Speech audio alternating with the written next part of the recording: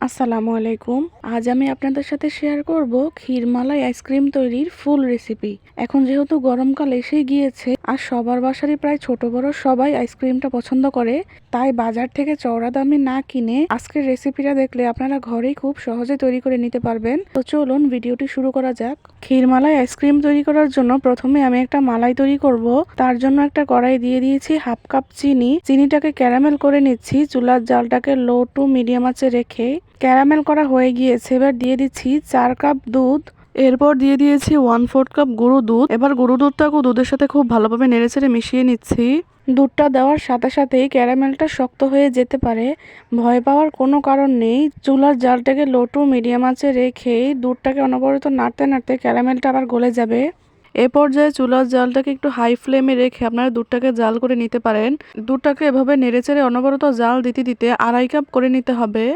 মানে 4 কাপ দুধকে আপনারা 1.5 কাপ কমিয়ে 2.5 কাপ করে নেবেন, তাহলে মালাইটা একদম পারফেক্ট হবে। আমি একটু বেশি ঘন করে ফেলেছিলাম, মানে 1.5 কাপ করে ফেলেছিলাম। পরবর্তীতে আমার আরও 1 কাপ দুধ দিতে হয়েছে। আপনারা ভুল করবেন না, আপনারা 4 কাপ দুধকে 2.5 কাপ করে নেবেন, তাহলে একদম পারফেক্ট মালাই হবে। আইসক্রিমটাও একদম পারফেক্ট হবে। তো দেখুন আমার মালাইটা তৈরি করা হয়ে গিয়েছে। এবার আমি এটাকে ফ্রিজে রেখে দিব ঠান্ডা হওয়ার জন্য। এ পর্যায়ে আমি ক্রিমটা তৈরি করে নিব। তার জন্য আমি 1 কাপ ঠান্ডা ক্রিম নিয়ে নিয়েছি। এবার ক্রিমটাকে খুব ভালোভাবে বিট করে নিব ফোম হওয়া পর্যন্ত। পারফেক্টভাবে ফোমটা তৈরি করা হয়ে গিয়েছে। এবার আমি মালাইটা দিয়ে দিচ্ছি। প্রথমে 1 কাপ দিয়েছি, এবার খুব ভালোভাবে বিট করে নিচ্ছি। এবার আমি আরও হাফ কাপ দিয়ে দিচ্ছি। আমি তো আপনাদেরকে আগেই বলেছিলাম আমি একটু মালাইটা বেশি ঘন করে ফেলেছিলাম, যার কারণে আমি পরবর্তীতে আরও 1 কাপ লিকুইড দুধ দিয়েছি। তাই আপনারা ভুলটা করবেন না। আপনারা 1 কাপ ক্রিমের জন্য 2.5 কাপ মালাই তৈরি করবেন, তাহলেই দেখবেন আপনাদের আইসক্রিমটা একদম পারফেক্টভাবে তৈরি হবে, কোনো সমস্যা হবে না।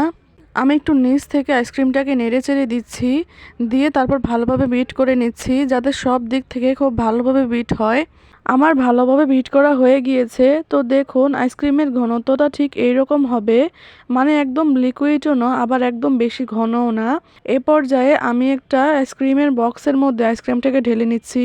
আমার 1 কাপ ক্রিম থেকে 1 লিটারের একটা বক্স হয়েছে আইসক্রিমের, প্লাস আরও 250 গ্রামের একটা বক্স হয়েছে।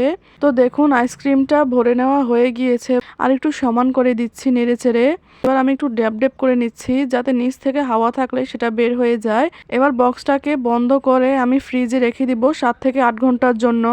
7 থেকে 8 ঘন্টা পর আমি আইসক্রিমটা বের করে নিয়েছি।